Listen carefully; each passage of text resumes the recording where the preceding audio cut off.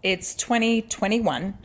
I'm 48 years old, and it's now been several years since the shadows, the hangovers, and the impact on mental health kicked in.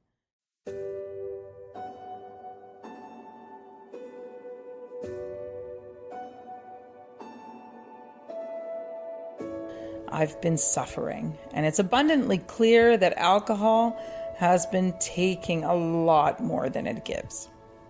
I've just lived through COVID pandemic, something only a few years later I can barely remember, and everything's the same, if a little worse. This is the last time I'll ask you to open up your browser and search for nuggets. There I am, nearly at the end. The shadows are darker than ever, but I'm still drinking every day. I'm still gaining weight, and I'm still not really there for my wife or kids. I'm now waking up every single morning asking myself why I've done it again. But I just can't stop. So finally, after over 3 decades of smashing the arse out of it, my body finally said, enough. This was the wake-up call I needed. This would surely be the end of my drinking. That's from the book Booze, and I sat down with its author to tell us more about his journey that took him from that to a place where he's sober and free. Before I bring Julian on, I just want to give a shout out to our sponsors. We have Riman Korean Skincare. It's the best I've ever tried, with a natural looking glow to my skin. My skin just basically looks and feels clean. With a double cleanse as the step 1, that was something I was definitely missing. It's easy to do. My ritual is simple, and the products are reasonably priced.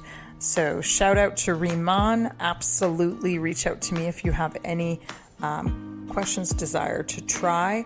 I am also a rep with Riman. I love it so much. I joined the company, and so I have been to Skincare University a little bit, some classes that they have, and I have learned a little bit more about skincare. And also the other sponsor being Buy Me a Coffee. If you have found any value at all in my podcast, I really would appreciate if you consider buying me a coffee. And it's very simple at buymeacoffee.com/sober and free. And you can see the different levels of donation there, but maybe even just the price of a coffee. This is Sober and Free, the podcast that likes to sit down and get honest.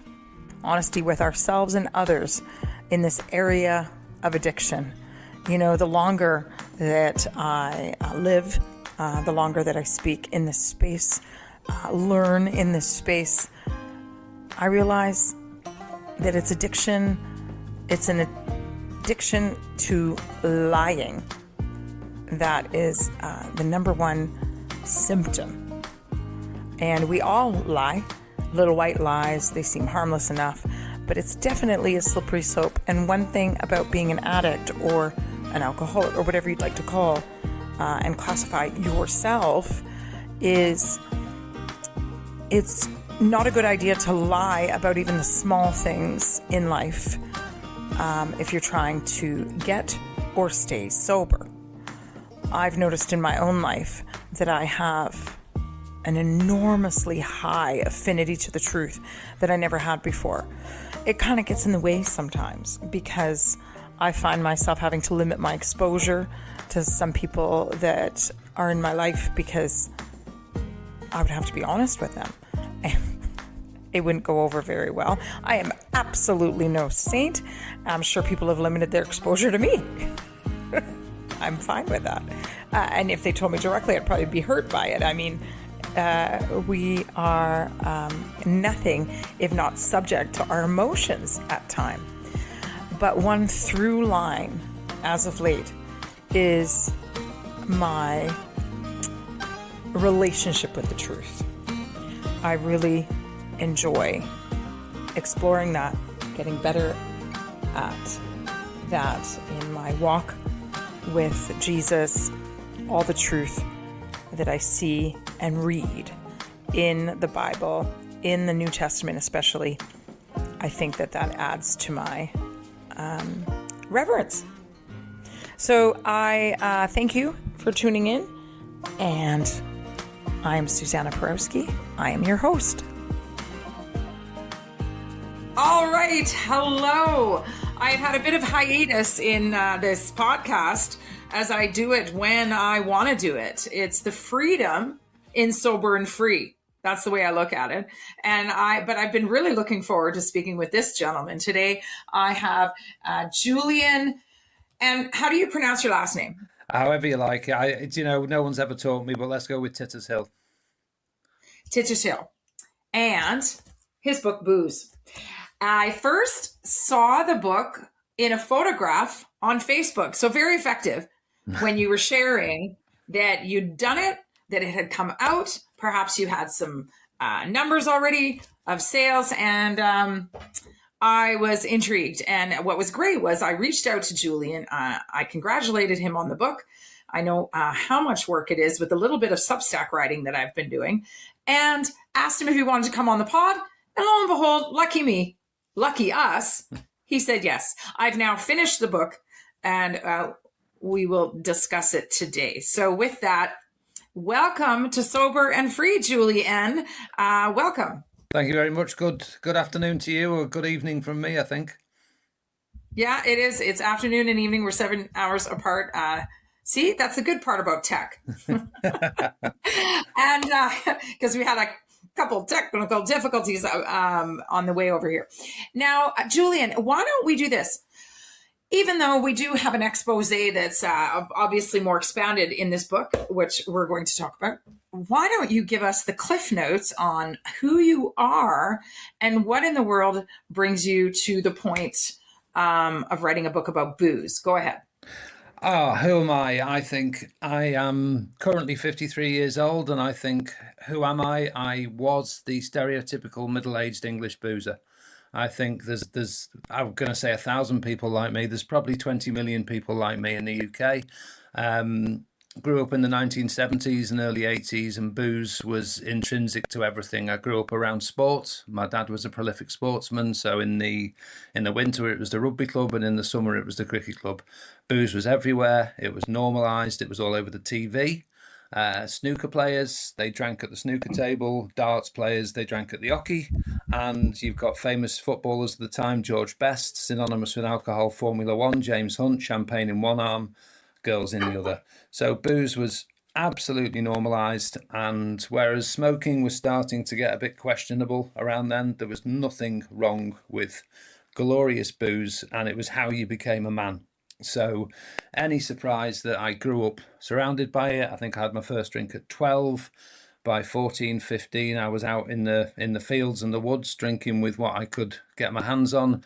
And by 17, I was in the pub, accelerating into university in my early 20s and beyond. And all the while furthering my addiction to what at the time I thought was booze, glorious booze, my party time necessity, my permanent accessory.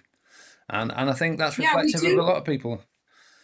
We do have it stacked against us if we're wanting ultimately to lead a healthy lifestyle, but the world seems to totally support this very unhealthy poison being poured down our throats, and the degree of which you can successfully handle it makes you it brings you to reverence. People revere that you can handle your liquor. It's quite insane. It brings you status. It makes you more of a man. The more you can drink, the more of a man you are. The more pints you can down, the more shots you can take. Oh no, he's been sick. That makes him less of a man because he's been sick. I know. And meanwhile, his body is doing right by him. Yeah. his body, the warning signs, which I know we'll talk about later, because actually your warning sign of red in the face was even more serious. But even back in the beginning, when I've also, as you have, we've read quite a bit about alcohol, and we've learned about the substance, the physiology of it. I know that Alan Carr's book, The Easy Way to Quit Drinking, he had a wonderful chapter on the human body and the reaction. And he talked about the alert signals that your body gives you when you are going to drink a poison. It's going to give you some alert signals. And one of them is the red face, some of the tingling in the limbs. I know that I've talked to other people, they've had that. The body's trying to say, alert, alert, you're drinking poison. And what do? We ignore it. Yeah. Yeah. Just totally ignore it. Again, back 40 years ago, there wasn't any concern that alcohol as a poison, agreed. And it's still advertised on TV now. There may be a bit of a health warning, but back then it was advertised to make you more of a man, to make you a racing driver. James Bond, the global, modern day superhero, always with his vodka martini shaken not stirred. He's the epitome of masculine success, and yet he has his martini in his hand. So yeah, you were never going to be a real man unless when you walked off that sporting pitch, the first thing you did was go to the bar and drink as much as you possibly could. Do you think somewhere in you, even though you can't drink because of your history, but do you think that even if it's an iota, even if it's just 1%, that some of that imagery, some of that image, it's still something you believe a little bit? I personally don't believe it, but I fundamentally believe the world believes it. I mean, we are the luckiest, we are the 1%, and there's nothing. I mean, I would agree that masculinity is associated with alcohol capacity. Definitely. A man drinking a pint of beer is perceived much different to a man drinking a gin and tonic or a glass of white wine. It's more maybe the type of alcohol. I don't consider myself less of a man because I no longer drink, but the world certainly does, or 99% of it does, or maybe that's more profound to English culture. But I think masculinity, machoism is intrinsically linked to alcohol and your capacity to drink it, because just the friendly kind of jokes I've had, in the 5 years of the name calling, very friendly name calling, but gentle teasing and it's all kind of challenges to my masculinity because I no longer drink, but it doesn't bother me because it's good friends and none of it's nasty. But it's still there. It's something you can observe and say, isn't that interesting? It doesn't bother you, but it's there. And it's like, it's not true. It's one of the many lies. I like the word lie because the whole thing is a lie. Even the dry January is a lie. The reason I say that is because it convinces people that might seriously need to quit forever, that quitting for a month is enough. Like, a lot of these things are untruths. Moderation, Mary. It's not true. Once you've crossed a certain line, this imaginary line, as William Porter describes, somewhere along the way, logic dictates you will cross it. Everybody's a bit different. They're take it or leave it period, which he called it. Somewhere along the way, there's an invisible line. And once you cross it, perhaps you can't moderate. So there's a lot of, the drink responsibly is the tagline here in North America. But if you're past that line, then poor you do feel like a bit of a loser because you can't do what they say, which is drink responsibly. And maybe you get stopped for another DUI and you can lose your livelihood because of that. So it's the drink responsibly is an irresponsible label. Drink responsibly over here is nowadays 14 units, which is 7 pints. Right. Now, even when drinking, I think I would have found it easier to drink nothing in a week than 7 pints, because there is no way in the world a pint a day. Come on, or 3 pints on a Tuesday, 3 on a Thursday, and 1 on a Saturday. It's not enough. It's an addiction. 1 pint leads to the next. I don't think I ever stopped at 2 or 3. Well, you've reached the point where 1 is too many and 1,000 is not enough. Yeah, so easy to drink. I think it's a naive drink responsibly, stick to 14 units. over here, it used to be 21, it's dropped to 14 now. You might as well say stick to 3 units, because you're never going to stick to 14 if you're a seasoned drinker who, has a dysfunctional relationship with alcohol. And I will say, there is only one person I've met in my life who can moderate, and that's my mother, who would have two G&Ts every Friday night without fail, and that is all she would drink. But she was I like also, your mother. well, she was also a creature of habit, and I think that drove it more than anything. It was her reward at the end of the week. She'd never have a third. She never liked to get drunk, and she's the only person I know that's ever been able to stick to a regime of an acceptable level of drinking. Well, I have a theory that moderation is only really a litmus test if you're young, because as we get older, our body starts to actually modify our ability to drink, whether we like it or not. I always say that if it was still working, I'd still be drinking. I'm not sitting there, oh, I think I'll quit because it's better for me, and now I'm going to start a podcast and tell everybody how to quit. That is not what's going on here. I had to stop drinking because it wasn't working anymore, because I was getting older, as you did with your horrible physical reaction compared to when you were in your 20s with alcohol, is there's a natural suppression of the ability to combat the effects of alcohol when we get older. When we're younger, if people modify, or I keep saying modify, if people moderate when they're 25, that's a true moderator. And why would they? Because I don't think I had a single real profound or repeated adverse effect with alcohol until I was in my very late 20s. So through my teens, right. Yeah, I had, there was isolated incidents of I drank too much and I was sick, or I drank too much and did something really stupid, or I had a blackout. But the hangovers, the real misery, that they did not start. And actually, a better way to put it is any hangover I had into my teens, 20s was purely physical. Bit of a headache, maybe a bit of nausea, easily overcome by the next drink. It was only latterly into my 30s that those hangovers became mental. They started affecting my mental health. And that's where the phrase, I guess, anxiety comes from. So in my teens and 20s, there was no reason to slow down. There was no reason to consider moderation, because the adverse effects were so minor. And they only started ramping up as the balance started to tip into my 30s. So I would never have considered moderation in my 20s, because why would I? I can carry on drinking and I'm living and loving my life all the while. There's this insipid addiction going on in the background. Yes, I was too, the last one at the party, the last one in the bar. And I'd always say at the beginning of the night, because I didn't think it was cool in my culture where I was with my people, which would have been different because you're in a different country, a different situation. I was always in vacation resorts for 15 years. I worked in Club Med, so that's a whole different culture. But I always wanted to be one of the ones that left in the middle of the pack, like left in the middle of the evening, not first, not last. And yet I always found myself there till the very end, as you did, as you showed in the book. And that's why I relate to you in that the party was never over. I could also handle a lot more.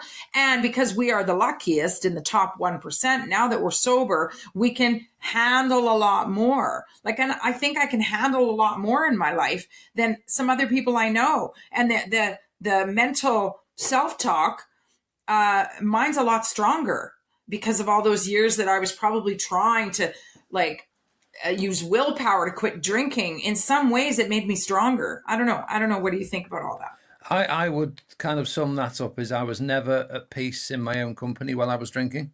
I always sought out the company of others. I was never happy on my own. And now I actually crave it and really look forward to alone time. Because there's so much to do. I was never I'd never sit on my own and drink. I'd always go out and seek other people to drink with. I didn't like being in the house on my own. I found it quite lonely. But no, I so many things I can do that I don't need. I have no anxiety about being on my own, which is. Go on. I was just thinking, do you think through the psychology of a human being through his life, do you think that there was something that you were missing as a child because of what you said about your dad. He was also, the similar pattern to your drinking, that you missed his attention. You missed it, and that's part of the reason. And you bypassed really facing any of this because you went right to drinking yourself.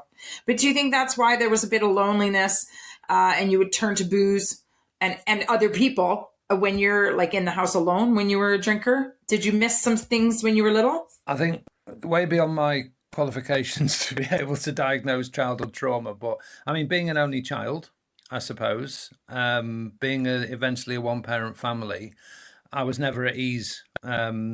I don't think that drove me to drink. What drove me to drink was the availability and how easy it was. Right. There was What you said about society, your society. yeah. I Yeah. mean, I was being served beer in the cricket club at the age of probably 15, which is entirely illegal, but nobody cared. This is in Yeah. a small market town. In a mainly rural county, and you have to show ID these days. We didn't have ID back then. If you had a bit of a beard, you looked 18, that was enough to get served in the what we call off license, and I think you guys call liquor store. So it's just the absolute availability. Yes, there was definitely trauma in terms of going through my parents' divorce, and I would not be surprised if that was one of the reasons that I turned to alcohol, because it was definitely an escape. It was exciting.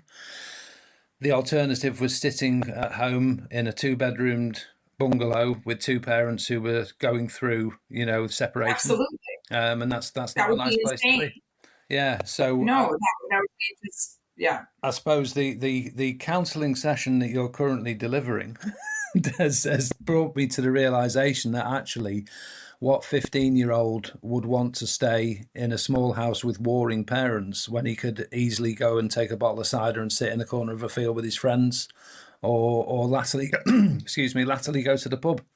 So actually, Well, and even without alcohol, kids will want to be with other kids. yeah, but I think it's very, very obvious and black and white that going boozing was there was actually there was no appeal to stay at home. There was no nice nights in with my parents. There was no, it was tension. My Yeah. mum lived in the kitchen, my dad lived in the living room. It was just a very difficult environment to be in. So actually there was no appeal to the home. And the appeal to me was getting out there and becoming more of a man and drinking as much cider as I could at that age. I was quite impressed with your work ethic um, to take the audience, because they haven't read the book most likely at this point, do get it. But when you were working at the chips factory or at the crisps factory, that you had this incredible work ethic during the week and then boozing on the weekend. I know you sort of tried to explain it in the book, but I still think that it was quite incredible that you could do that and almost never deviate from that for, what was it, 4 years? It was 4 years on repeat, and I think there's a reason why. I mean, this is, where are we now? I'm 19 to 22, so 4 years of complete following my complete academic failure to get any qualifications that I'd need to go to university. I had to get myself a job, and I ended up working in what we would call a crisp factory, and I think you guys call a chip factory. So I was making potato snacks for 4 years, a pretty tough job in a pretty tough environment. But for the first time in my life, I had money. It actually, Yeah. I still lived at home. I paid my mum very nominal rent. My dad had gone by this point. So all of my money was my own. And that meant that I would work 5 consecutive nights. So I'd start work at 10 o'clock at night. Drinking's just not an option because you've got to drive to work. Now, Right. if I you get guess. if you get done drink driving in the UK, that's it. It's not just your license gone for 2 or 3 years. It's the stigma. It's an absolute. I don't know how it is with you guys, but it's a proper Oh bad. yeah, no, it's a life wrecker here Yeah, too. yeah, yeah, and it's kind of like life sentence in that you were done for drink driving. So it's just not an option. You just do not consider it. I think I know one person, firsthand, that's been done for drink driving, and they'll never forget it. It's a night in the cell. It's so driving was not an option.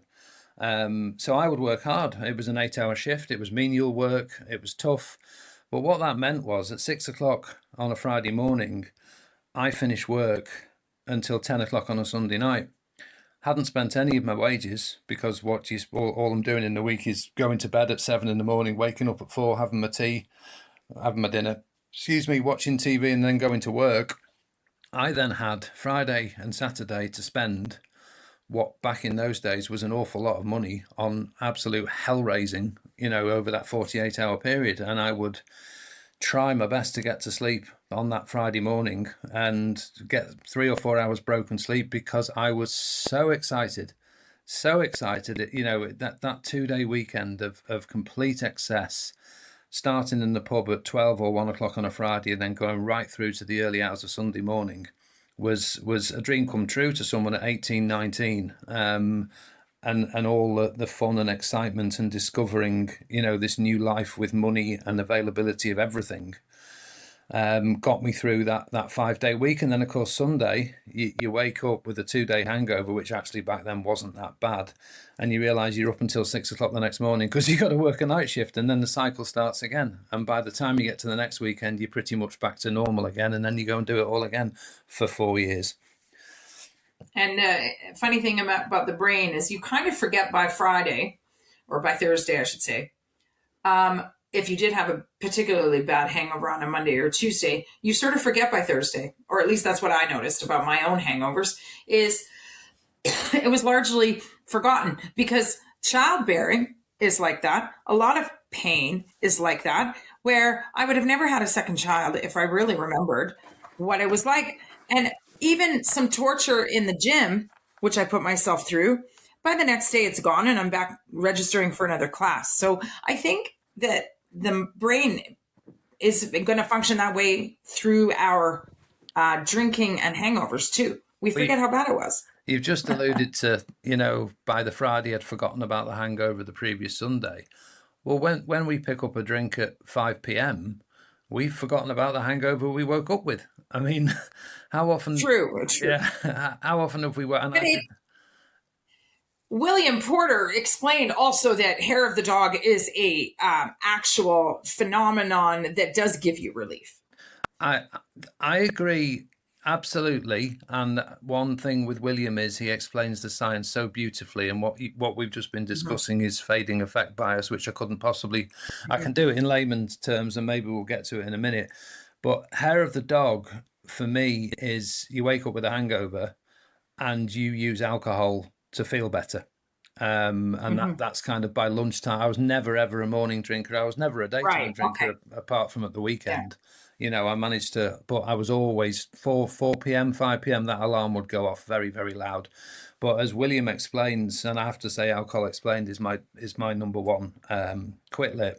And actually, I think inside front cover of my book, I've actually referenced William because I use some of his anecdotes or some of his scriptures, let's call them. But hair of the dog, you're perpetuating your addiction. You're drinking alcohol to make you feel better, because what you're suffering from, as William will say, is withdrawal symptoms. Your hangover is as a result of withdrawal from the drug or the poison that you put into your system. And the only way you're going to feel better is by, drinking more and craving that high again. But the amount of, in the latter years, the last 4-5 years of my drinking, I would wake up every morning without fail and say, why have I done it again? Why am I waking up with another hangover? Today is going to be different, I promise. And then by 5 o'clock, I'd have a drink in my hand. Life on repeat. So we can't even remember the hangover of this morning when we put a drink in our hand at tea time. There are a lot of factors that put us in the place where we say, oh, fuck it. As Janet calls it, the fuck it bucket, where we put it in the go to the bucket, put it in the fuck it bucket by 5 p.m. Yeah. And my place was the shower. I would have such resolve in the shower. I think if you think about the water, the noise, and the physical nature that you're out of your head because you're feeling water all over your body. So you're in your body in some ways, in every way. So then you're in the shower, you're in your body, you're out of your head. You can't be listening normally to music. I mean, I realize people have figured out a way to do that, but I don't.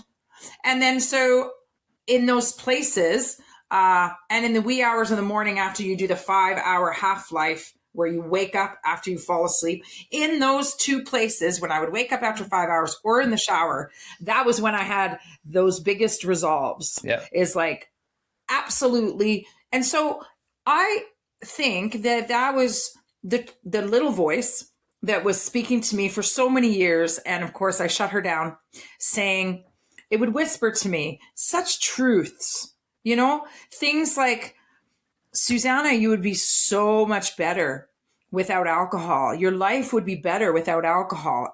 Even in my 30s, like, it was saying it for so long, it was whispering. And I had a few stints in AA. So you went to AA for 20 days. I skimmed about a third of the book to get through it. And now I'm going to go back but I finished your whole book, and I don't remember. That's why I might not miss the bit about AA. And folks, the only reason I skimmed and rushed is because I wanted to get it finished before the podcast today. But it was so exciting that I can't wait to go back and read more thoroughly. But tell me about the AA, the 20 days where you said, no, it's not for me. So, so first of all, AA works for a lot of people. I have family who have used AA, and it has absolutely changed their life. I think, about a year sober. And one of the things I found toughest with being sober is I'd spent 37 years drinking. Now, I probably pretty much drank every single day. I certainly wasn't drunk every single day, but I will have had a drink, I would say, on 99% of those days. So when I got sober, I had absolutely no idea who I was. So for the first time as an adult, I'm having day after day, week after week, month after month of being completely sober, and I'm having to find out who I am sober, who I am without that daily drink, without that weekend blowout. And I had this huge amount of time to fill, because prior to, they say about heroin addicts that heroin addicts only have one thing to worry about. That's where the next fix is coming from. Now, it's different with booze because it's more readily available. But when I was drinking, I was satisfied. Satisfaction, I just needed a drink. I could watch any old shite on TV, reality TV. I would just sit there as long as I had a beer or a glass of wine in my hand. When I'm sober, I needed stuff quickly, because TV was just not enough. And what I learned was stuff wasn't coming my way. Stuff had to be found. Stuff wasn't going to land in my lap. And stuff at first was, for 6 weeks or 2 months, I did jigsaws. I hadn't done a jigsaw since I was 13. I thought, jigsaws, what am I doing? But it kept me going. Then I was making model aircraft, something again I hadn't done since. But again, it was transient. It was a limited activity. It wasn't something I was going to do for life. So I set out on a quest to find my thing, or find my tribe, find my new addiction, because addiction's probably the wrong word, because historically my go-to would be the pub. It's Wednesday night, it's midweek, it's pub night, it's Friday, it's pub night, it's Saturday, it's pub day, it's Sunday, it's Sunday roast with wine day. Take all that away, I'm not prepared to sit and stare at the TV. So AA, to come all the way back to your question, was an attempt by me to find like-minded people, to find, I was in a safe place alcohol-wise. It had been a year, but I thought, well, let's go and find out what all this AA is about. Let's meet some great people, because all of my friends still drink. I'm the only one. Got lots of sober friends in, the various social media groups, but face to face, there's nobody. Well, there is now a couple. Latterly, but at the time my entire friendship group was still drinking in the pub, wondering where I was. So I went along to AA, and it's not me, people opening with, my name's Julian and I'm an alcoholic, didn't sit right with me, because it was kind of a nod to the past, almost saying, because I've had a problem with alcohol, I will always be an alcoholic. Well, I never really considered myself an alcoholic, but that depends on the definition of what an alcoholic is. Is it a morning drinker or a daily drinker or what have you? And it just seemed like a really maudlin, to me, environment of people white knuckling it, very supportive. There were friends for life in there. But it was like they were fighting a daily battle, really through gritted teeth of clinging on. and they were using the meetings. They openly said, I was really struggling. I needed to go to a meeting. So the meetings had become their crutch, and they were also, well, they were all sober, and that they were 3, 4, 5, Yeah. 6 years sober, and that was fantastic to see. But they didn't seem to be loving life. Maybe it was just the group I was in. And I think it's just a different. You mentioned Alan Carr. I'd read his Easy Way to Give Up Smoking. I've not read his drinking book, but I'm sure it's a very similar theory. For me, I tried to stop drinking a million times. I tried to moderate a million times, and it was only when I realised that actually life could be better sober that it clicked for me, because I'd always had a perception that I'd be giving up something. Well, why do we phrase it as giving up? We're not giving up. We're entering a new life without alcohol or without smoking or without whatever addiction. And actually, heaven forbid, that life could be better. And in AA, I'm sure they were better, all better because they're sober. But it wasn't as if it didn't have that sense of sunshine of, it was in creepy church halls, and I won't get into the higher power stuff. That's not me either. But it wasn't the right environment for me, because I need to burst out of this and I need to grab things and not be beholden to weekly or bi-weekly meetings where everybody introduces himself as an alcoholic and tells terrible tales, of which we all have our war stories. But let's focus on the positives and the opportunities that being alcohol free brings us. Yeah, I find that AA is like holding your breath. They are all holding their breath. And when I stopped outsourcing my sobriety to group, I could finally take a breath. But you did 20 years. Probably in and out with Al-Anon, OA, NA, and AA. So you know it a lot better than I did. I mean, I had 20 days across 2 groups. It was a very 5 years. 5 years of that was OA, which is Overeaters Anonymous, because of my preoccupation with food. And I've been able to be healed of that through my own choices. And the irony of the higher power is I'm a totally devout, believing Christian, and Jesus Christ is my Lord. And I don't need that to be sober any more than I need him to live every day. What I mean is, when you understand the truth of true freedom without doctrine, that Jesus Christ himself, it doesn't matter in a funny way if I'm a Christian or not, I can get sober on the truth.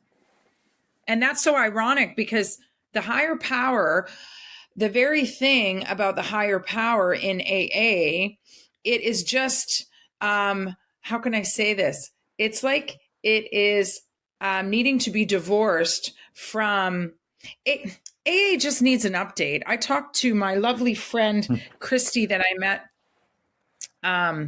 Not Christy. I've met so many people. Katie. Katie Lewis wrote a book, an alcohol workbook. It's wonderful. But me and her, we were talking about, if I had another life to live, I would love to update AA, because there's so many things that are good about it, with the group, with people we can, like you said, like-minded individuals that are sober, so you're safe, especially in the beginning.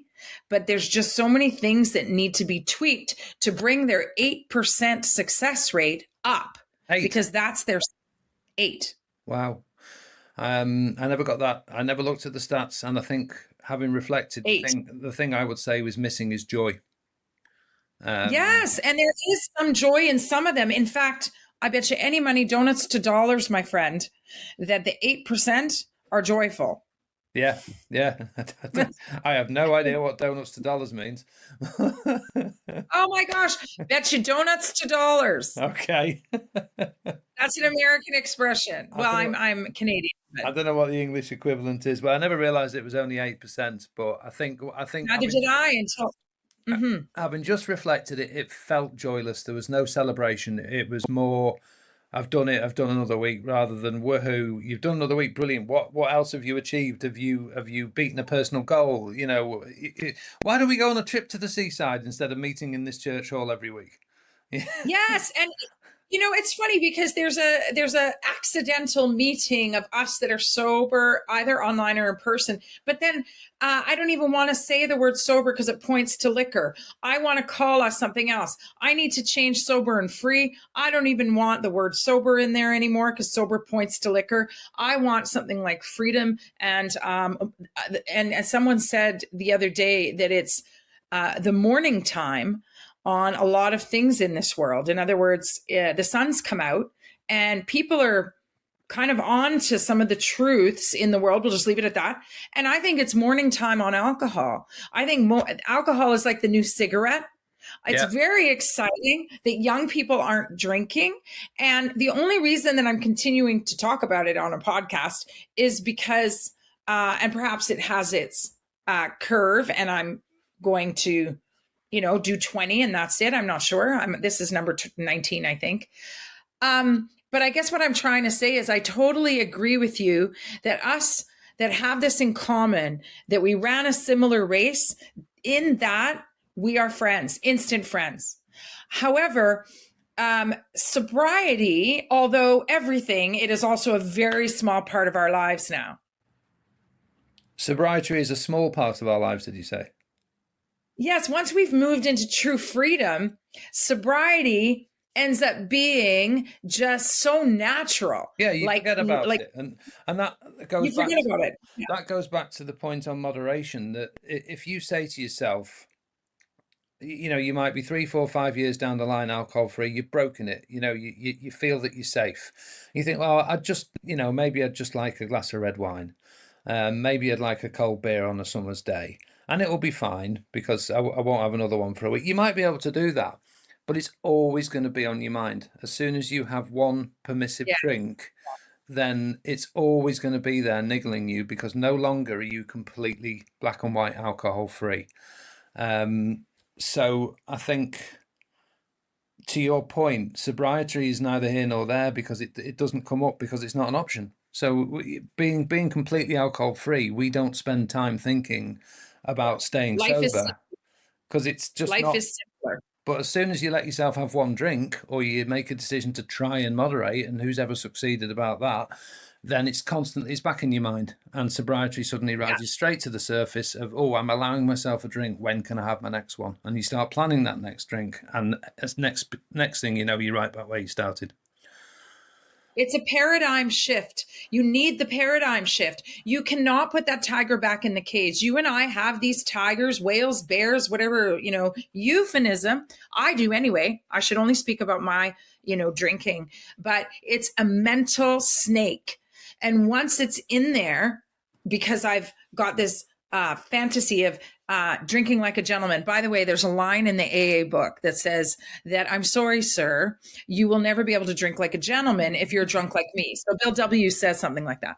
So my father, he was an alcoholic, and I'll just use that term regardless of our connection to that word. But my father was an alcoholic, ended my parents' marriage, and then he stopped drinking for 20 years. He lived in Los Angeles, and he went to a meeting every single morning, and sometimes 2. So he does this. He celebrates his 10 years. We all fly down to LA and celebrate it with him. He does another 5 years sober. And then he decides, and here's the rub. The only thing he really got out of that AA big book is that his secret goal was to learn to drink like a gentleman. So he drinks today, and he's just numb.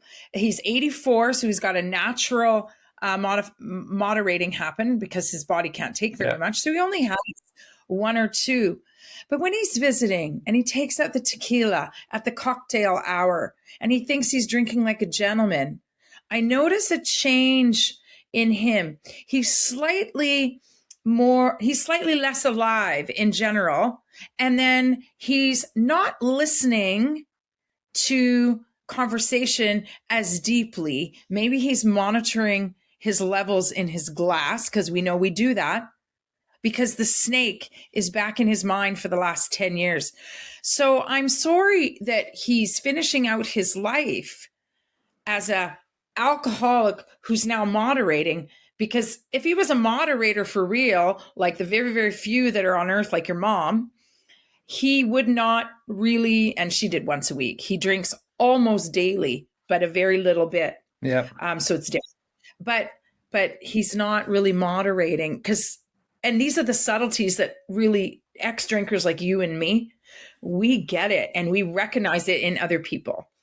So I don't know if it's the same snake, you tell me, but towards the end of my drinking, I would thoroughly, the first drink would go, it would scratch the itch, and it would be quite pleasant, as would the second. And then from the third and afterwards, I'd be three, four, five, six, but I would then know that there was a hangover coming. So I would not enjoy those drinks. I would just have that snake at the back of my mind Yes. saying, you now have a hangover. You've not stopped at two. You probably could have got away with three, but now you're on four. We know you go to five, six, probably seven or eight, and you're going to pay in heavy coin tomorrow. So I was drinking 7 or 8 pints and probably only really enjoying relaxing through the first two before the kind of shadows crept in that this was going to end badly. And it always did. Yeah, I could not stop at that too. Yeah, it's funny when we feel the need to drink. I had a strange last day. My sobriety came in very quietly. I had half a bottle of wine the last day. It was because of a shame. And it wasn't breaking the back of the hotel like you did with the camera and not remembering what you did, which was a hilarious story. And I've still got the letter. I found it, and it's the only reason it went in the book, because I was sorting through the loft and I found some documents, and also the letter that was written to my mum from school about being under the influence of drugs in the local. I found a load of old paperwork, and I've still got that letter from that hotel where I'm referred to as the drunk who broke through the gates because he couldn't find his hotel room because he couldn't see because he was so shit-faced. But yeah, I'm so glad that you were able to see that, because to see yourself, because the denying was arrested right then and there. Like, you can't deny it. You see yourself anyway. Although hard, very difficult, and I feel for you for your own personal journey through that. Like, I don't mean to laugh, but because you showed us and you're now gotten to the other side of it and you're able to sort of laugh about it, I really, really appreciate that story. It's fine now. It's very funny now, but only because I don't drink. Yeah. But it was absolutely mortifying at the time. Mortifying. But it is quite funny, you know. You're so drunk you can't find your hotel room, so you get locked out. You end up in the hotel bin store or trash store, and the door closes behind you, and you're trapped. It's 2:00 in the morning. You're so drunk you don't know where you are, and you have to break out, and you're caught on camera and arrested. Well, you don't want to sleep there. I mean, some people have had to just cobble squat and sleep there. No, I think I wanted maybe the vandalism was better. But my shame was a more inner dialogue, because I really, really recognize my own lies. I'm blessed, because to be able to recognize your own lying to yourself is truly a gift. And I still lie, don't get me wrong. But I remember walking along a beach, the most beautiful beach in the most beautiful morning, and just looking forward to lunchtime where we could get our seafood. We were on an island, and the glass of wine. Like, literally the beach paled to my glass of wine. And I thought, and it wasn't the first time this kind of thing happened to me, where I realized I don't want to be here anymore. I do not want my priorities or my value ladder to be built this way. I want it to be built in an authentic way to what I truly feel that I will find valuable if I give up alcohol. I can potentially do worse in that, you know, we adopted 2 kids, as I think you know, from the book. I read about it. This is two girls at age 5 and 8 who had a terrible start in life. They came to us, and my wife it's all she'd ever wanted. We couldn't have our own kids, so we adopted Lexi and Grace, and my wife had her family, and all she wanted to do was do what normal families do: go to the pantomime, go to the beach. And I would not go if there was no bar. So you at least got to the beach. We don't have beach bars. Right. It's freezing. It's pouring down all the time. So any days out with the kids, that there had to be an option for me to have a drink. School pantomime, not a chance. Theatre, maybe, because you could get a drink at the intermission, or we could go to the pub beforehand. But imagine for those 2 girls not having the childhood although my wife's pretty fierce and she gets away, because Daddy wouldn't go because Daddy couldn't get his hands on the drink. It's and that is just that is how alcohol is not just ruling your own life, but also the lives of your children, who deserve Absolutely. so much better. And inside, you knew that I wish I could be more. I wish probably inside, even if it wasn't being voiced, you saw a change coming, because this was definitely, I love that chapter, that you're so honest about it. You didn't deny it for a moment, but it was what it was. You were addicted. You can't be a decent parent to kids if you've got an apocalyptic hangover. And my Saturdays Absolutely. and Sundays were pretty bloody rough. And they'd never had a dad before, so is this what daddies do? Lie on the couch groaning? I'm probably, it wasn't all that bad, but I could have been more, because I would have hangovers over the weekend. But also tell me about Charlene. Is that how I say her name? Charlene. Yeah, Charlene. Yeah. But she must be thrilled that you're sober.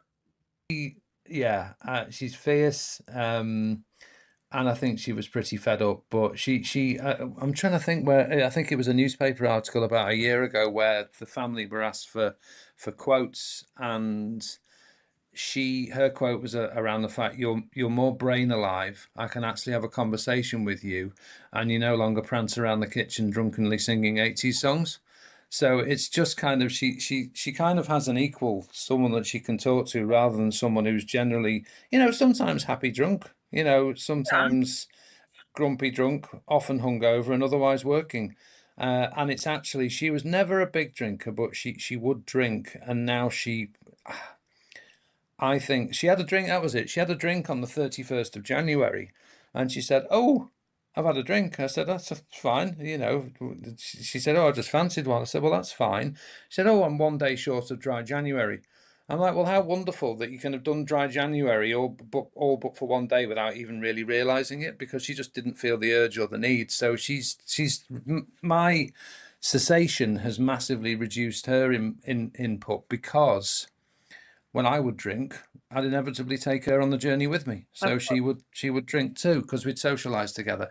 But she's never had a natural affinity for alcohol, like I do. And she'd kill me if I said she's been inspired by me. But in the last 3 years, she's managed to go and get herself a black belt in kickboxing. So I'm out at the gym and doing all my running, and she's spending the time in the dojo. And at the tender age of 50, I think, she's a black belt, which is equally impressive and terrifying. And my youngest daughter went with her, and she's also a black belt at 16. So she's achieving and doing extremely well. You're in the gym and you're doing your running, and then you're both much fitter than you were before you stopped drinking.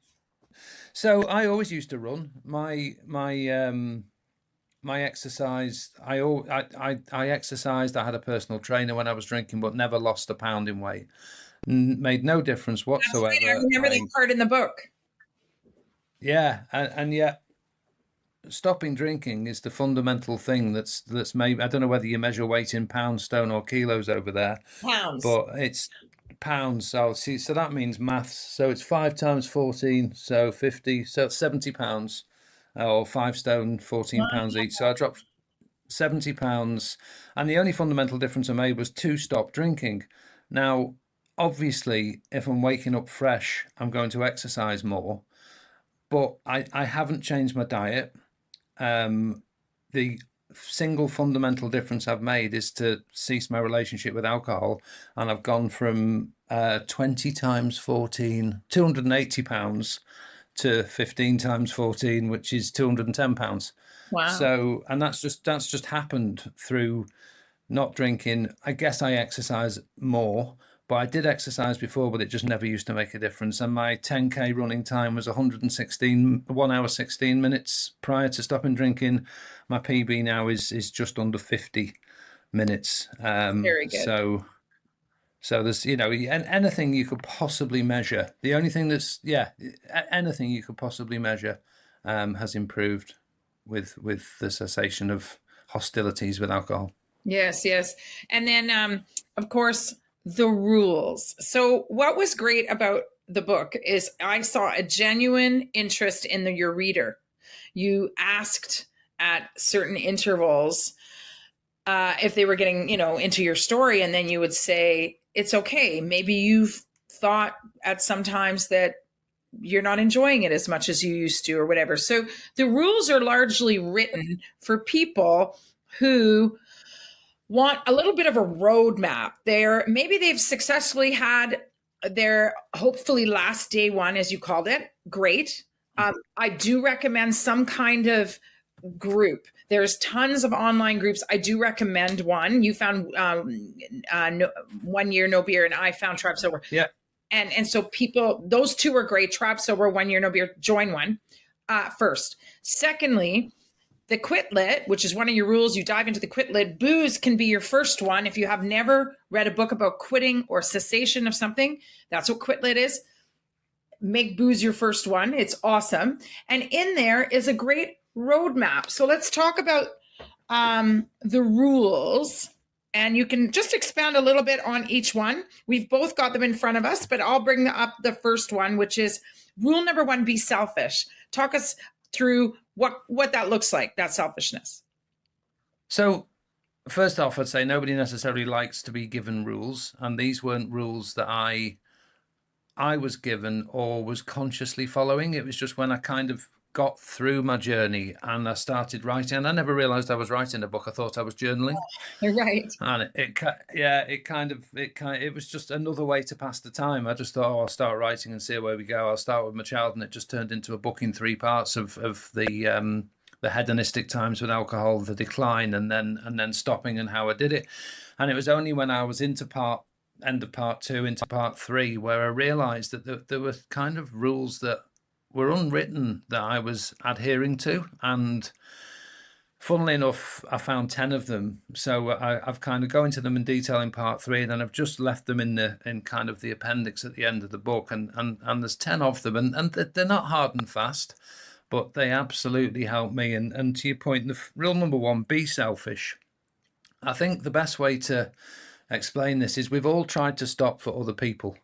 The amount of times I've had feedback from my wife, there's another Saturday gone, or you were a drunken idiot last night, or I was about, and you try, I won't drink again. But that's stopping for someone else. Now, for me, the only person you can really stop for is yourself. You can only do it when you really, I think fundamentally, we always look after number 1. We can be may disagree, but we can be quite selfish internal beings.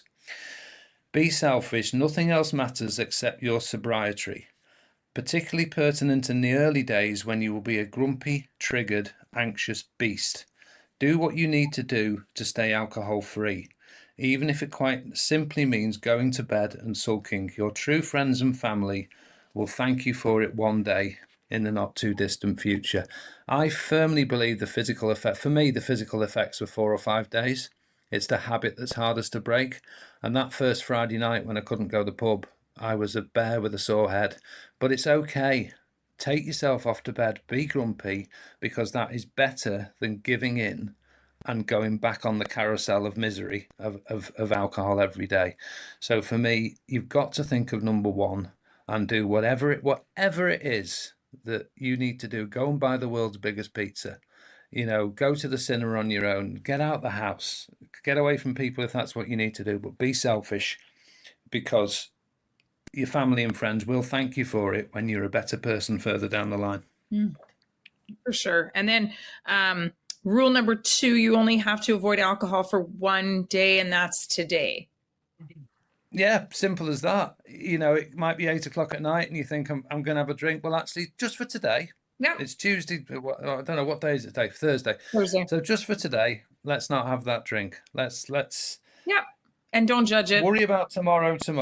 Yeah. You will wake up feeling fantastic as a result of what you've achieved today. And who has ever woken up having not had a drink and thought to themselves, "Oh, I wish I'd had a drink last night." Had a drink.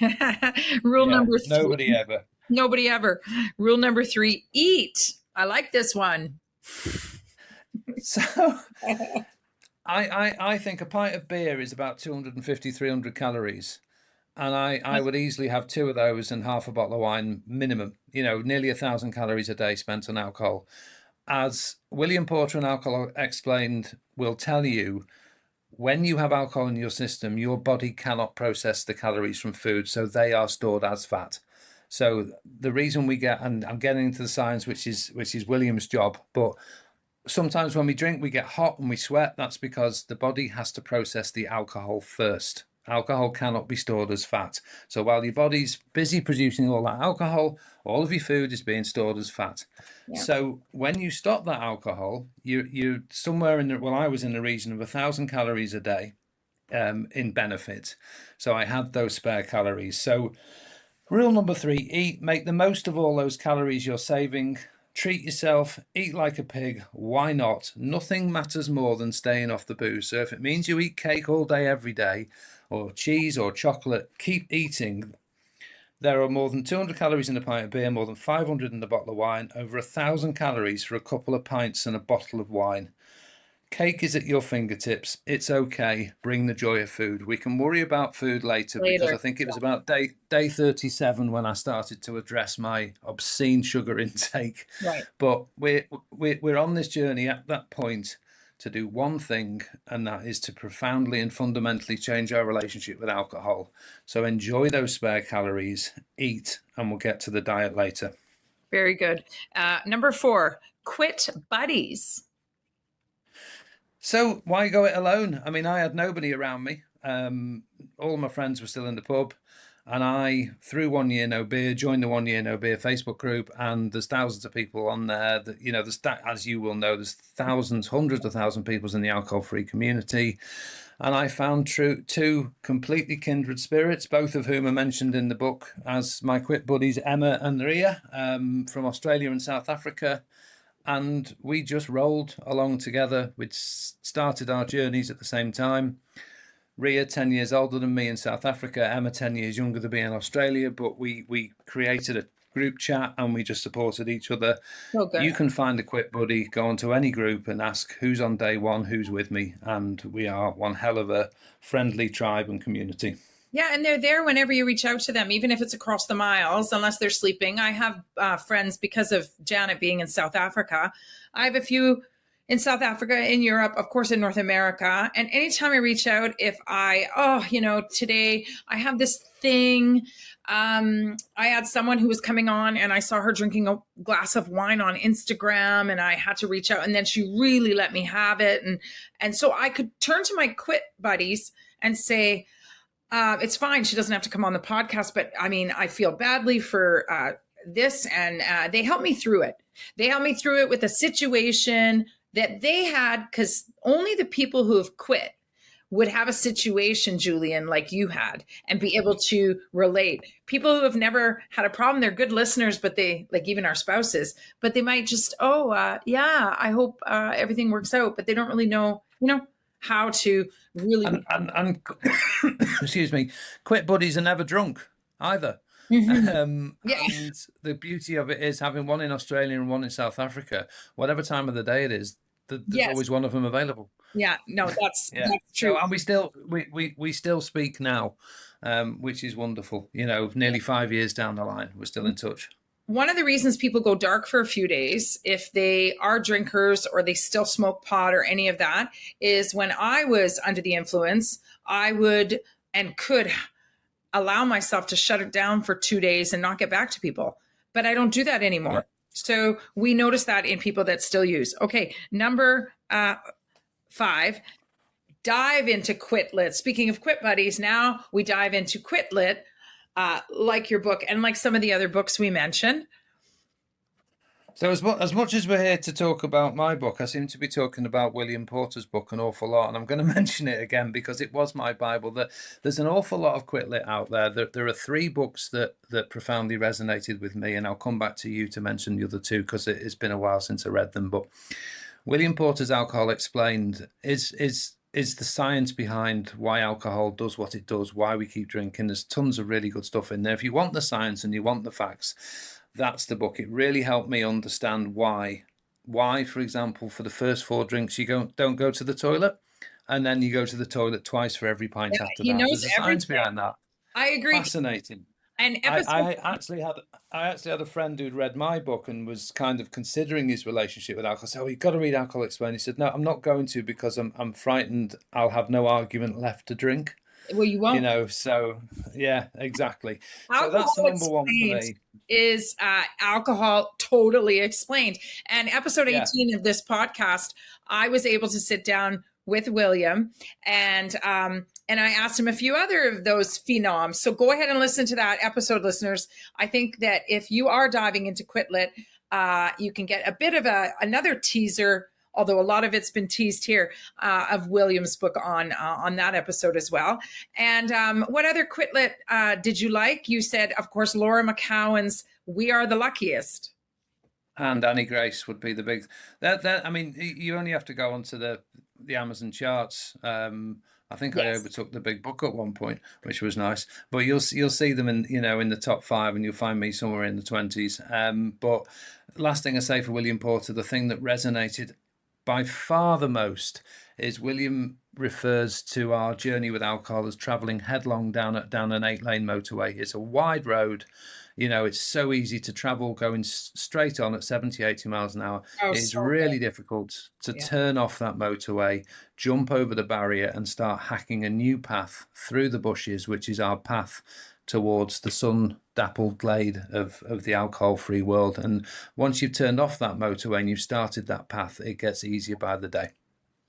Oh, so good. And it's the thing about William's book that I really liked is he has a great gift of those kinds of dual analogies. So he'll take the alcohol example and then he'll give you immediately an anecdotal example that you can really relate to that's very plain English.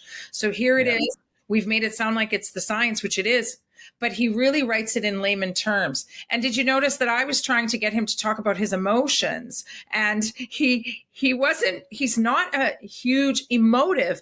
I'm not saying he doesn't have emotions, but he's very much. He's a lawyer. He's a lawyer all through and through. He's very subtle in his approach. And I absolutely think he's one of the dearest men. I want to mention The Unexpected Joy of Being Sober by Catherine Gray. It's a phenomenal read. Well, listen, I did do Audible. But at the end, she does have some lists in the first 30 days, some things to expect. I really liked that too, because we can be shocked on day, I'll pick a random number, let's say day 17. We have something come up that we really didn't expect. And I think that these books help us navigate to manage our expectations through sobriety. So that's why these are good. And you also, I found, had a wonderful memory of the chronology of everything that you went through when you were drinking. And the reason I think that's important is because people, perhaps once they have an intimate affair with their past, they will be courageous. You've given us the courage to courageously look at our past. So I really want to thank you for that in this book, because it's easy to block it out. And I know you were drunk for some of it, so you can't remember, but there is stuff that you might have to look at. And your book gives us the courage to take a look. So I like that. Thank you. Yeah, I've tried to write an account of realism. I mean, William's book is the science. Mine is the true life story. And actually, there's some. So I'm to. The thing is, you write a book, you get it published, you have no idea if it's any good because your family tell you it's great, your friends tell you it's great, but it's only when the complete strangers on Amazon start telling you it's great and complete strangers from Canada invite you onto a podcast. So it's kind of it's great. And I've read probably 30 something of them, Christy Coulter and Holly Whitaker, all of their books, and even some that I've forgotten about. I'm now finishing All the Way to the River with Elizabeth Gilbert, who has come out as an addict, not an alcoholic, just a different kind of addict. And The Myth of Normal with one of our foremost addiction counselors in Canada, who's Gabor Mate, who's world renowned. So I've been reading since 2012. Actually, earlier I read, there's a book called Alcohol that I read in the 90s. I mean, I have been fascinated by my family's history, by my addiction tendencies, by all the language, like we said about not really resonating with the AA language of saying that you're an alcoholic, the whole thing, I've been diving in for a long time, and I've found that your book was a page turner.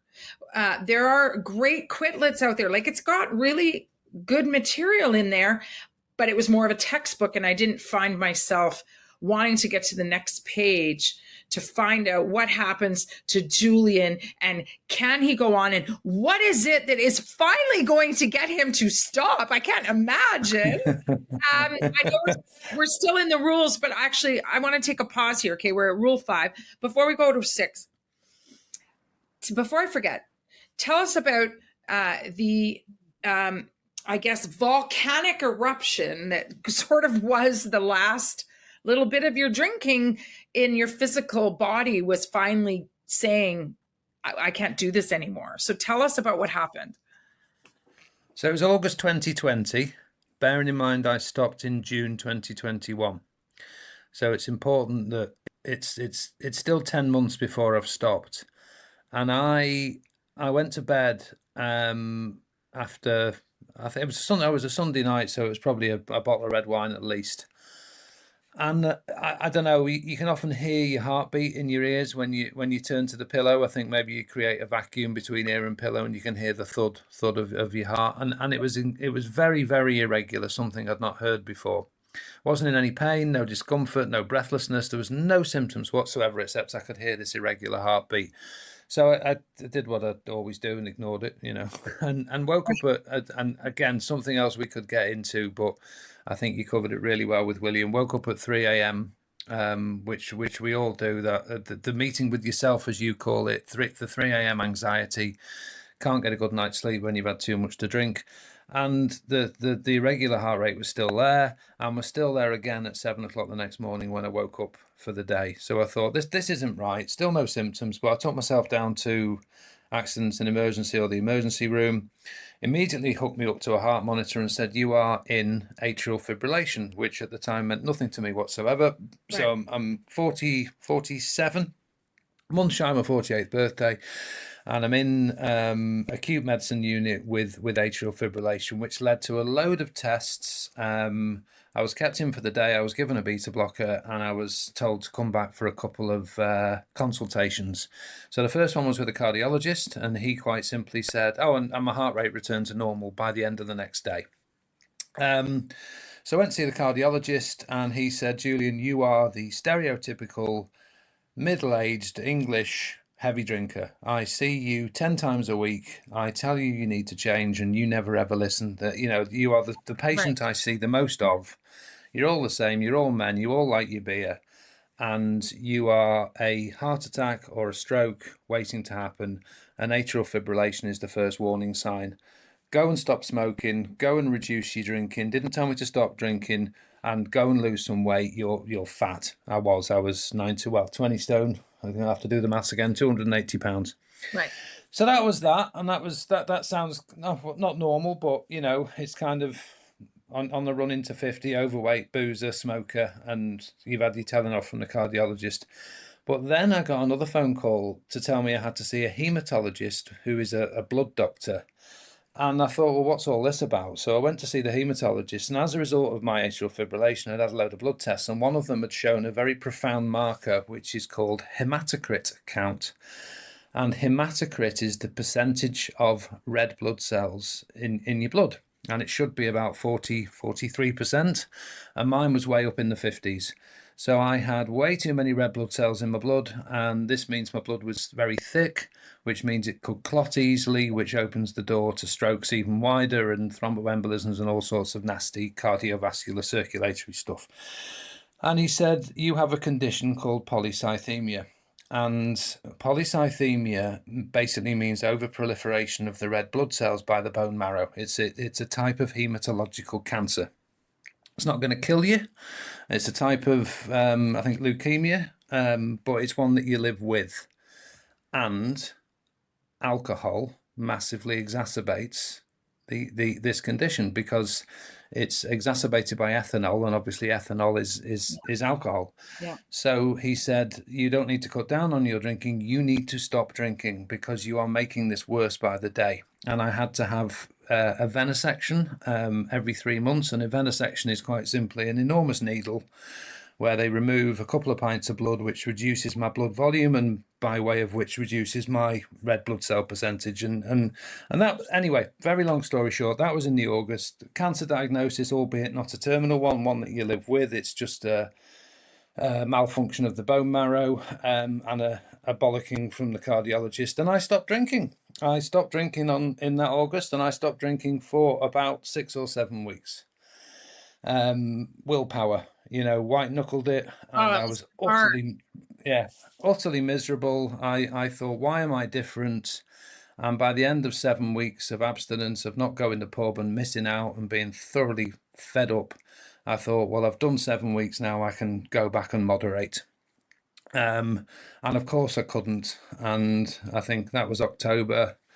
And by Christmas, I was back to full weight, fighting weight, rampant polycythemia, flushing in my face, which I'd always had a big red face and hadn't realised it was due to the overproliferation of red blood cells. So, a red flag that I'd chosen to ignore. So that was the physical side, which did not stop me drinking. It stopped me for 7 weeks. It gave me the shock to kind of stop for 7 weeks with willpower.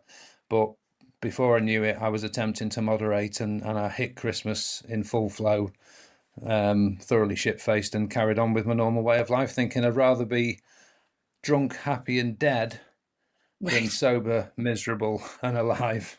That's insane. Yeah. And are we happy when we're drunk? Probably not, because we don't really remember. And it's the same social on repeat anyway. I can't remember what someone said. I had a guest on the podcast. I think it was William. He was the last one I did. I have edited one since, but he was the last episode that I actually recorded. And he had said that he kept telling himself he was happy, but then he realized, when he got the warning sign that he needed to quit, he realized that he had to ask himself, well, wait a minute, am I really happy after my 12 drinks, totally numbed out, watching the telly at night? He said, why? I'm not happy. He was telling himself a lie and just going with it. I think, get a buzz off the first couple of pints, but after that, it was all pretty much the same. And you're right about older drinking, mature drinkers, is the anticipation, going to the liquor store, maybe even buying it, and the first drinker, that's it. My observation, similar to yours, but with different words, was I actually felt the symptoms of a hangover by the third drink. Like I would get a headache. Like the symptom that was usually the next day was starting to come during the drinking. It was like, this is horrible. Like I said, if it was still working, I'd probably still be drinking, because I'm not a good person. Okay, so I am going to rule 6. You probably know them off by heart, but let me do it. Okay, so have some goals beyond alcohol-free. In other words, what else can we achieve? So what else have you achieved? Yeah. So I think goals 6 and 7 are linked. I think number 6, set some goals. Number 7, track your progress. Right. I think setting goals is not so much, and we'll get onto this in rule 8, it's not so much finding new things to enjoy. It's more about what can you measure. And there are some really obvious things like weight. I always wanted to get down to 15 stone. That was the goal I set myself. But what about steps? Our phones count our steps. Somewhere within your smartphone, you'll see how many steps you've done. Just easy to set a goal of 10,000. Even, try something new every month was another goal. I tried hot pod yoga, for goodness sake. Hot pod yoga is not me, but at least I tried it. It was a weird experience not to be repeated, but I'd stepped outside of my comfort zone. So set some goals just to kind of give yourself something to focus on, because you're going to have a lot of time on your hands and an awful lot of headspace. So set some goals. And rule number 7, track your progress. Be it your step count. I did over 1 million steps last year. It was too many. I became obsessed. It was too Wow. many, and the Fitbit's gone in the bin because the dog is looking at me saying, "Not again, please." But I got kind of step obsessed, and I wanted to hit the million in the year. I do a lot of my day job is on the phone, so I've got my headset on and I'm walking around You're the walking village and around. what have you. But track your progress from your step count to your weight to your pulse to your blood pressure, and most importantly, your days alcohol free. Because day one is a massive milestone. Day 7, your first week. Day 28 or 30, your first month. Second month, hitting those numbers, day 100, profound milestone. Measure anything and everything to remind yourself how well you are doing. Go see your GP. Have a simple blood test. You have a blood test the day you stop or the week before you stop. They're going to see liver enzymes. They're going to see lipids. You're going to get your pulse rate. You're going to get your blood pressure. Go and see your GP 6 months down the line and watch the astonishment on their face when they see, my pulse is down to 52. My blood pressure is just no longer a concern. My Yes. cholesterol's in the normal zone, and obviously my hematocrit count, the old polycythemia, is completely back to normal. But make sure you see your success, because there's so much going on inside of us that we can't see. So rule number 7, track your progress. Make sure you see in black and white how well you're doing from what day you're on alcohol free to the stuff you can't see, such as your cholesterol dropping through the floor and your pulse rate going from 80 to 50. That's incredible. Wow. I never knew. I never knew that your pulse had gone down that much. Maybe you put it in there. Oh, I did. For the rules, I never read the whole. That's what I have to go back and expound on the rules that you wrote, an excerpt for all the rules where you share all this. Rule number 8 is actually, which you've kind of covered, but find your thing, which is 6 and 7 sort So of it's combined. well, no, well, Keep talking. 6 and 7 set goals. I think these are things like, how fast can I run a 10K or a 5K, or can I get around my first metric marathon? That they're kind of things that are good for us, things to keep us busy, and tracking how you do, how you're progressing through this alcohol-free, sunlit, sun-dappled path. Rule number 8 is more, put simply, how do we replace the pub? We've had 37 years of the go-to being the pub, and there has to be the joyful thing where actually I've got some spare time. What am I going to do? Alcohol has the capacity to ruin our lives, but it also brings us fun, excitement, and extroversion. It brings us risk and reward. We need to fill a void as soon as we can. For me personally, it wasn't easy. Some people find something quickly. Some people go off and play tennis. They have that joyful thing that they go to. They're at the theatre. Took me a while. At the latest thing, I'm still, writing a book was one way of filling the void. At the moment, I don't know if you have it over there, but I'm playing paddle. Has paddle reached Canada yet, or Yeah, did it reach they you years ago? call it pickleball. Right. So I've always wondered what pickleball was, and now I know it's the same thing as It's paddle. paddle. And I only figured that out last week. I just knew that it was the same thing from what I was reading or experience, or maybe TV. I haven't played it yet, and I should, because I used to play racket sports, racquetball, tennis. I should Yeah. try pickleball.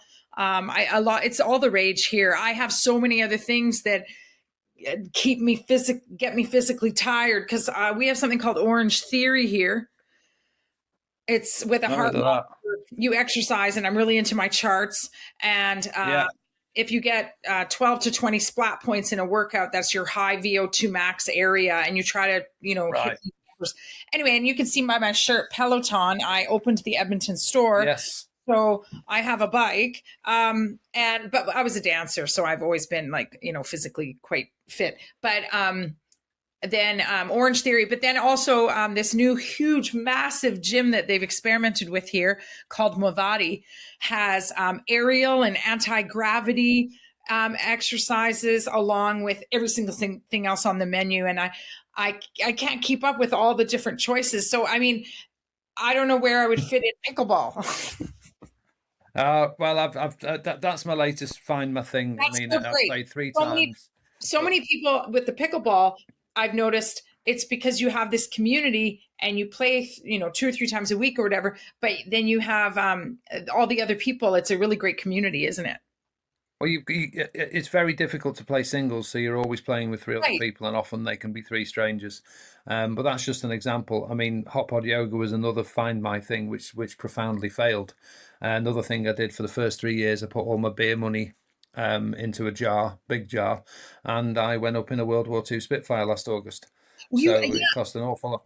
you said Yeah, that in the book. I just read that this morning. And yeah. what was the fascination there? Had you always wanted to do that? Is it something that just came up and thought, okay, maybe this I don't will know whether it's an change my English life? boy's fascination with World War II because our parents were born Yes. during the war, our grandparents fought in the war, and I made Spitfire model aircraft as a child and Right. latterly, and it just caught my eye. And although it was extremely expensive, it didn't cost me anything in terms of it was only what I would have spent on booze anyway.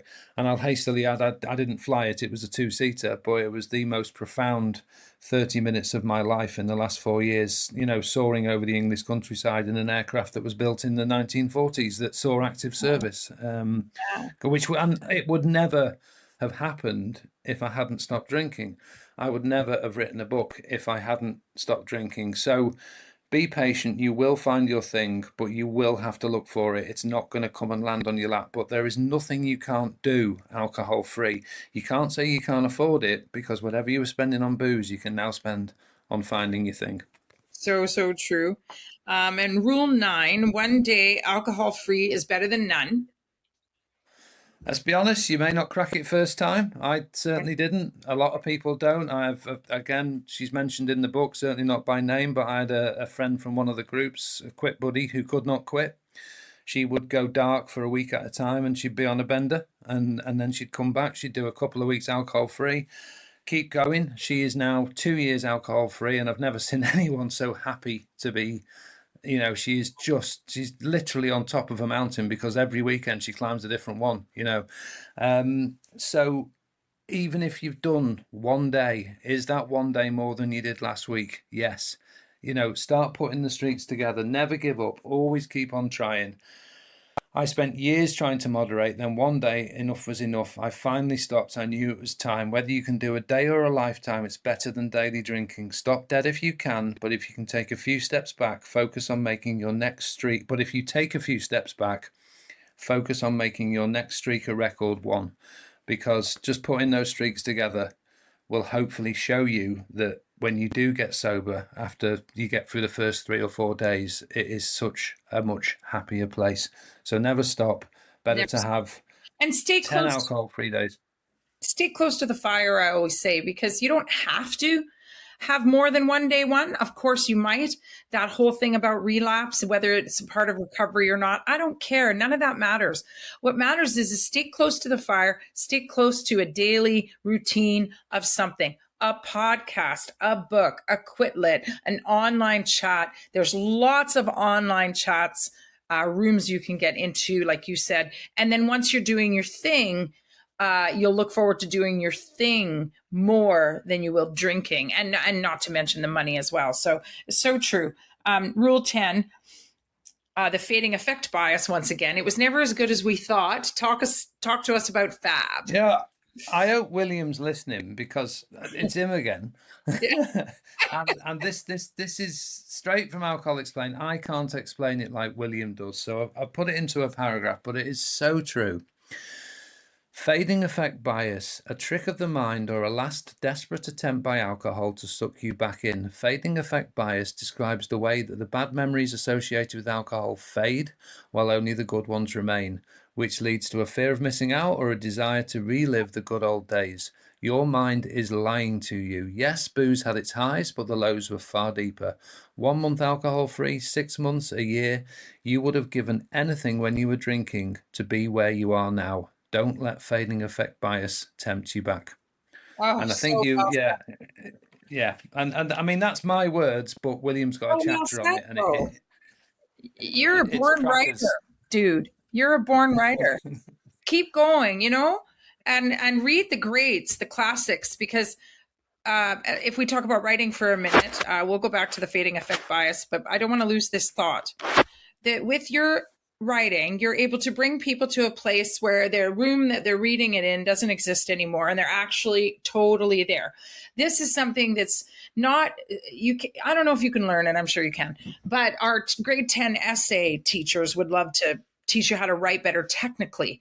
But to be able to really bring people to a place where you can organize them enough to have clarity, and that's how they're able to escape. That's how I see writing, because I'm a hobbyist writer and I'm not very good at it. My grade 10 at the time kid told me that. He read something that I wrote and he said, "Mom, this is terrible." And I'm like, "Okay, thanks."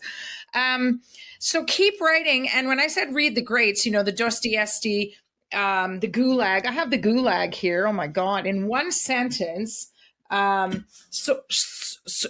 isn't Quitlet at all, but Solzhenitsyn, in one sentence, he describes a book. And this is translated from Russian. But it will make you, reading your book makes me a better writer. What I mean is, when I was reading your book, I was like, oh my God, I want to write. Does that make sense? Well, I've never written one before. Again, it just started as journaling. Keep going, and and now move look into where we other are. projects. Maybe I don't know. Maybe Star Wars. What next? I mean, writing the thing took 5 months, and it was finished last April. The whole publication process. Wow, that was a challenge, because I've never worked with book people before, and that took a lot longer than actually writing the book. And it eventually came out at Christmas. But I'm now in that kind of post-publication frenzy of podcasts and everything else that's going on, which is great. It's interesting, it's exciting, and it's incredibly flattering to think that I'm making a difference. Checking Amazon reviews every day. But what next? Is there a book too? Who knows? Yeah, and like I said about just the very fact that you're writing, if you pick anything, writing is taking people from where they are down through the labyrinth that is your thought process, in a way that's interesting, and then they relate to it enough to stay with it. I think that that's where writing takes people. Otherwise, it's just words on a page. So I really, really enjoyed the cadence of your book. The pacing was very good. Not to give you a review from a reviewer's point of view, but I was in the theater and we treated a play, and I had to block that thing, and I had to choreograph it, and I had to figure out what was the playwright wanting me to do when I'm treating this big, huge hour and a half piece of work. And so in that, I read books that way. I watch film that way, because that's my education. And I can say when the pacing is off in a book, they didn't have a very good editor, because some of the stuff, although wonderful, probably should have gone because it slowed down the pacing. So you had a good editor. Did you have to cut some of it out or no? So my uncle was a sub-editor for an English newspaper, so he proofread it, which was very kind of him. Hence, he gets a plug at the book. Thank you, Uncle Dave. But then the publisher, I don't know how much you know, but there's different ways to get published. Anybody can write any book and pay for it to be published, self-publication or the vanity publishing. Or you can be an existing famous author and publishers are knocking on your door. But as a brand new author with absolutely nothing published, you're never going to have a publisher knocking on your door or embracing you, because publishers want to make money, and they're not going to. Books don't make money, for new authors. You've got to be Stephen King to be living off a book. Totally. So I was lucky enough to find a publisher who did most of the legwork for me, but they did insist that I paid for a professional edit. So I did have an editor, although she made comments on my manuscript, so there was no moving around of text. There was just, oh, have you considered changing this sentence, or should minimal, shall we say. So right. A minimal content edit, which I then rejigged over the course of a week, and then the publisher was satisfied, and out it went. Right. Okay, well then you were in fact the editor, because in the way that's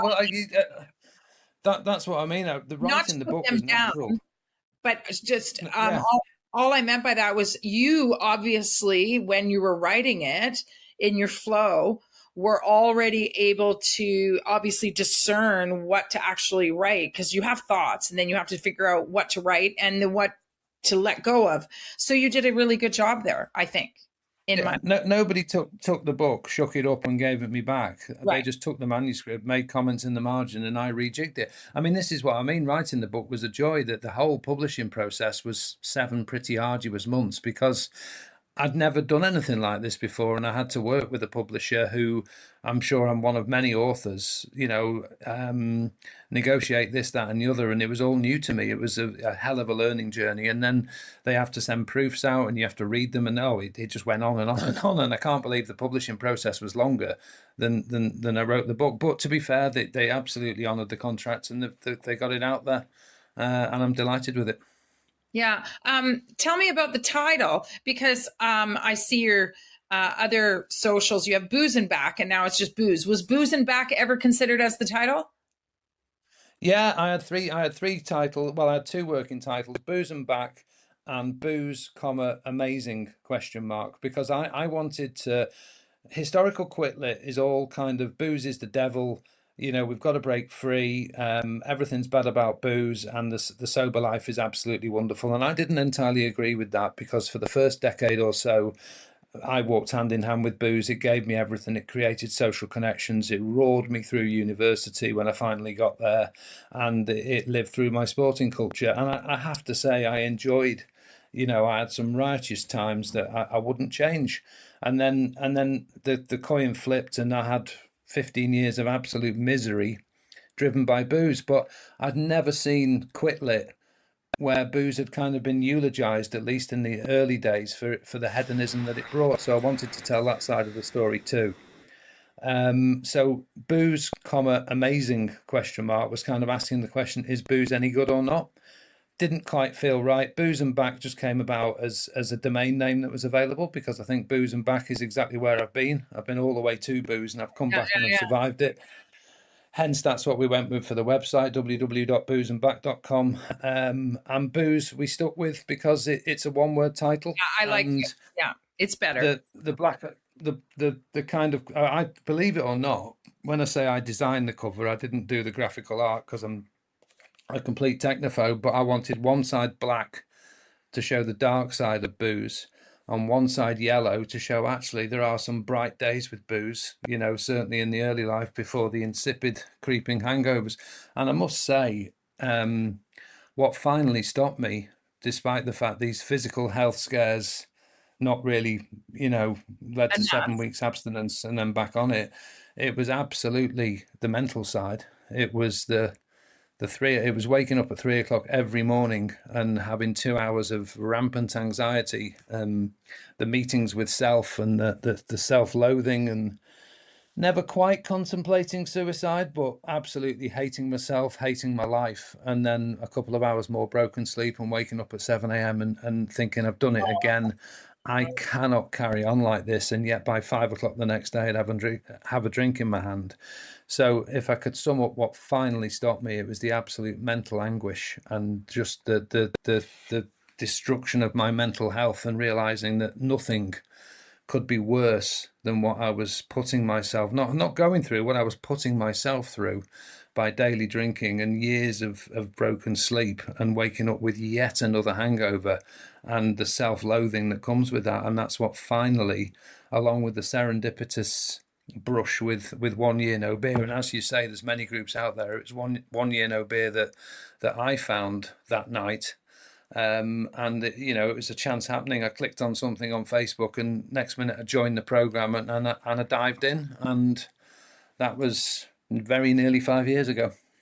Yeah, it's quite it's quite simply the end of the road.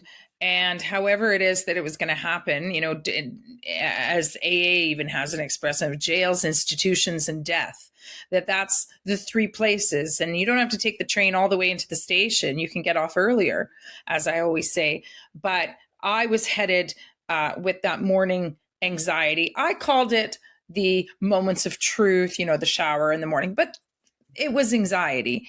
And then institution would be that mental place, and unfortunately, If you read the book, you'll see that your mom suffered greatly, and not because of alcohol. She just suffered greatly in latter years with her mental health. So there's an institution, not jail, like an institution. Jails, some people, they go down the road of crime, and then, of course, death.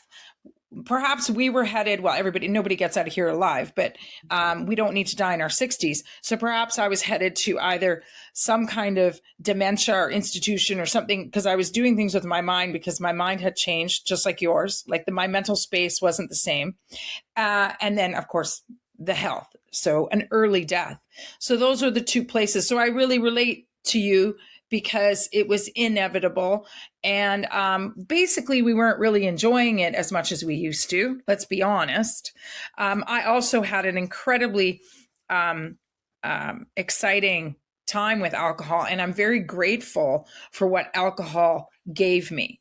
Not only what it took away for a while, but I too recognize that without alcohol, there are many things and many places where I may or may not be because of alcohol. I mean, I moved to New York City just on a whim and lived there for a few years until 9/11.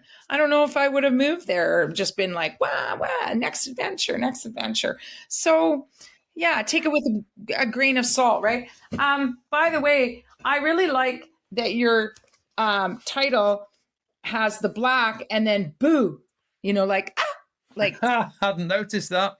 Oh my God, I hadn't thought of that for a minute. The first thing I noticed was boo. Like this side's really scary, like you become a ghost of yourself. I mean, that side is supposed to be the black of scary, but I hadn't made the connection with the boo before, so thank you for that. You're welcome. And then the O's, I'm not sure exactly, although if I think of the word ooze, that's usually something really gross.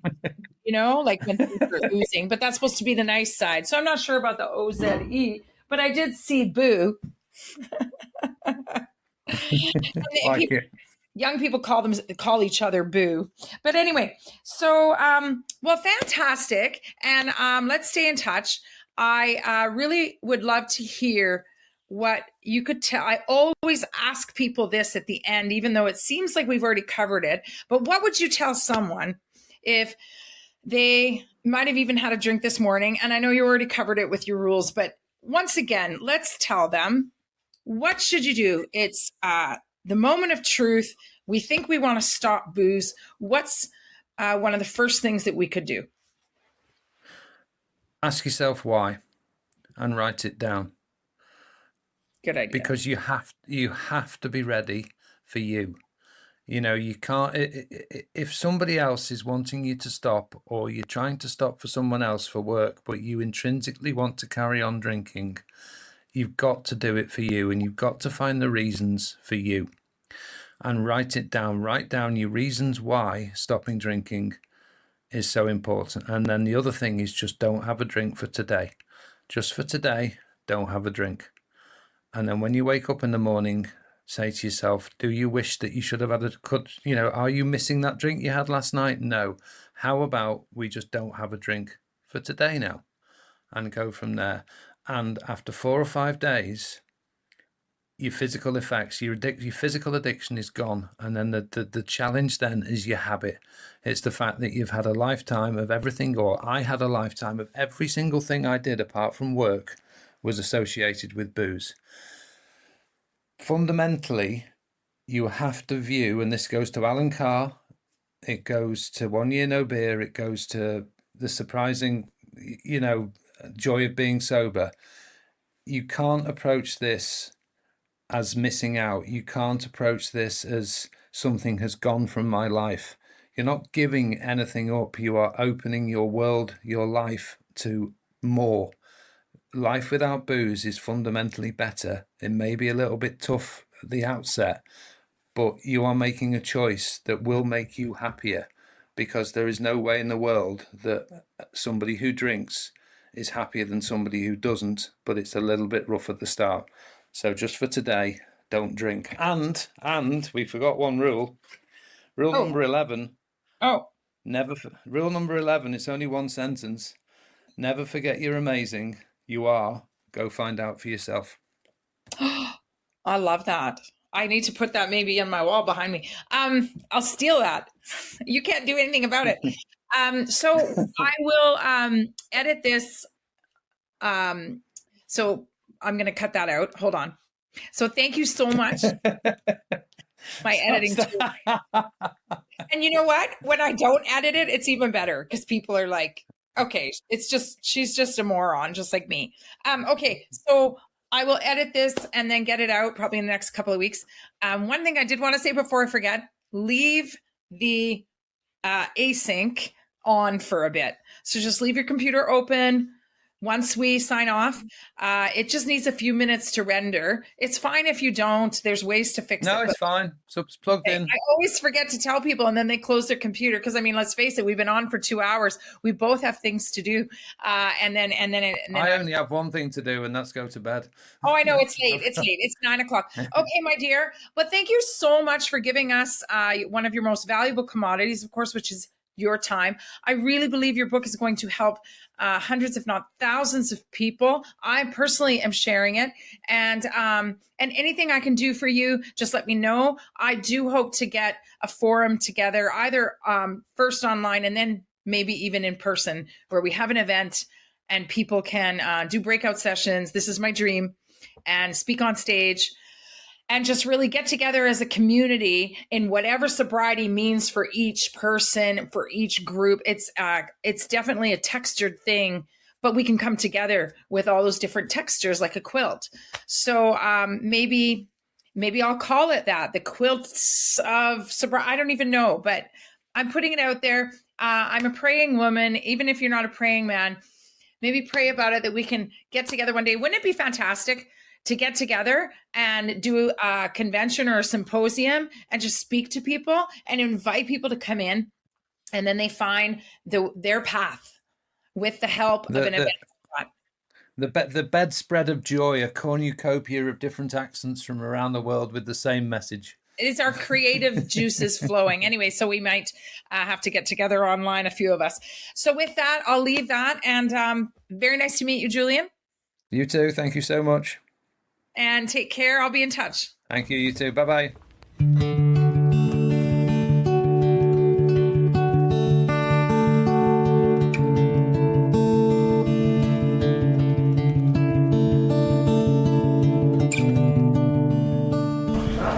If you or anyone you know is struggling with alcohol dependency, alcohol use disorder, alcoholism, or any drug dependency at all, please reach out to your local professional and know that the opinions expressed here on this podcast are those of the person that expressed them and by no means applies to everyone. I wish you a happy and sober day, and for around-the-clock support and just to chat with someone else who knows how you feel or perhaps knows part of what you feel free to join us at the Sober and Free Facebook group. I look forward to seeing you in the group.